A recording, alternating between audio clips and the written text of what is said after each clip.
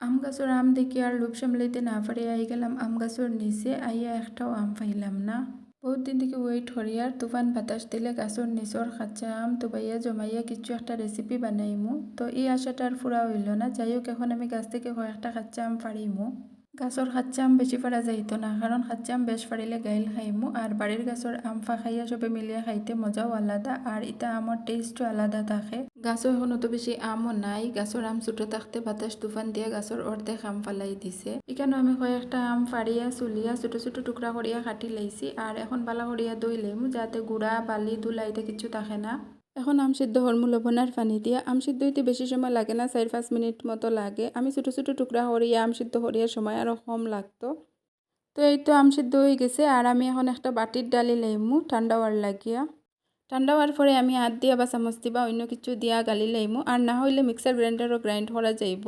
এখন আমি চাকি লাইমু যাতে পেস্টটা স্মুথ থাকে, আর বড়ার দ্বারা শক্ত পার্ট যেটা এটা আলাদা করিয়া ফেলাই দিমু। আর চাকিও লাইছি আরও তো আলাদা শক্ত পার্ট যেটা এটা আমি ফেলাই দিমু। আর পেস্টও স্মুথ হয়েছে দেখতে পাত্রা। তো এখন চুলার মাঝে হড়াই বইয়া দিমু খাচ্চা সিদ্ধ করা আমার স্মুথ পেস্ট দিয়া কত সময় জাল দিমু। আর মিডিয়াম টু লো ফ্লেমে আমি জাল দিমু, আর দিয়া পরিমাণ মতো চিনি দিমু, কারণ খাচ্চা আমার আমসত্ব বানাই আর তো ঠেঙ্গাও থাকবো, মিঠা দিতে লাগবো। পাখনা আম দিয়ে আমসত্ব বানাইলে মিঠা দিতে লাগে না, আমার মিঠাই মিঠা হয়ে যায়। গোলমরিচ রোস্ট করিয়া গুঁড়া করিয়া ডালিমু, আর শুকনো মরিচ রোস্ট করিয়া চিলি ফ্লেক্স বানাইয়া মিক্স করিয়া কত সময় মিডিয়াম থেকে লো ফ্লেমে জাল দিমু। আর লাস্টের দিকে লো ফ্লেমে জাল দিতে লাগবো, কারণ লাগি যাইব কড়াইয়ের নিচে।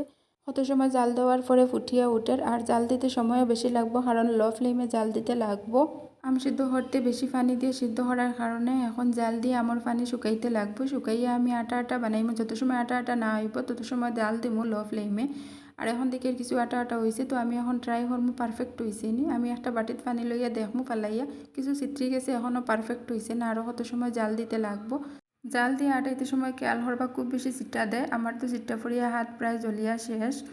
তো আরও কত সময় জাল দিয়ে আমি পারফেক্ট বানাইছি, আমসত্তর লাগে পেস্ট রেডি করছি। এখন প্লেটে সরিষার তেল লাগাইয়া আমি আমসত্তর পেস্টটাইন ডালিয়া রইদ শুকাইতে দিমু। সরিষার তেল দেওয়ার কারণে আমসত্ব প্লেটও লাগতো না, শুকানির পরে অটোমেটিক উঠে যাইব। রইদ শুকাইতে দিলাইছি, আর 3-4 দিন শুকানির পরে আমি দেখবো যখন প্লেট থেকে আমসত্বটা উঠে যাইব তখন বুঝে যাইব যে পারফেক্ট হয়ে গেছে গিয়া। তো এখন দেখা যায় 3-4 দিন শুকানির পরে দেখা যায় যে পারফেক্ট হয়ে গেছে, প্লেট থেকে অটোমেটিক কিছু উঠে যায়, ও দেখা যায় পুরা পারফেক্ট হয়ে গেছে। আর তেল দেওয়ার কারণে প্লেটও লাগছেও না। তো এখন একটা একটা করিয়া আমি উঠাইমু, আর উঠাইতে খুব সুন্দরও দেখা যায়, বোঝা যায় যে চিলি ফ্লেক্স দেওয়ার কারণে মরিচের বিচ্ছি বোঝা যায় গ্লাস পেপারের ভিতরে ঢুকায়। মাসাল্লাহ খুব সুন্দর হয়েছে। আগে আগে মা তারা দেখতাম বাসর কুলার দিতা, আর ফাখনা আম দিয়ে আমসত্ব বানাইতা। এখন তো গাছের ফাখনা আম খাওয়াও ভাগ্যর ব্যাপার, কারণ বাতাসে অর্ধেক ফালাই দেয়, আর কিছু খটায় বাদুরে খাইলাইন। আমসত্ব দেওয়া তো দূরের কথা। তো এখন আমি আমসত্ব একটা একটা করে প্লেট থেকে উঠাই লাইমু, আর ঠান্ডা হওয়ার পরে কাটিমু। ঠান্ডা হওয়ার পরে স্টোর করিয়া রাখা যাইব, গরম গরম রাখলে নষ্ট হয়ে যাইব।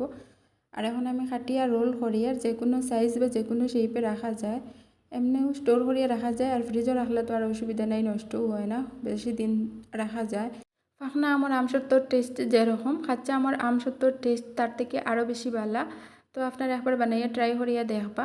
প্লেট থেকে আমি সব রোল করিয়া উঠাই লাইছি, আর খুব সফট হয়েছে মাসাল্লাহ, দেখতেও সুন্দর আর খাইতেও খুব বেশি টেস্টি। চিলি ফ্লেক্স দেওয়ার কারণে মরিচের বিচ্ছি আমসত্বত বইছে, বাইরে থেকে দেখাও যার, আর দেখতে মাউথ ওয়াটারিং লাগে। তো আমার আমসত্ব বানানি হয়ে গেছে, আর এটা 3-4 মিনিটের ভিডিও দেখা যায়, বাট বানাইতে 3-4 দিন লাগছে, কারণ রইদ শুকাইতে 3-4 দিন লাগছে খরা রইদ। তো কিলা লাগলো আমার খাচ্চা আমার আমসত্বর রেসিপি কমেন্ট করিয়া জানাইবা, আর আপনারাও বানানি ট্রাই করবা।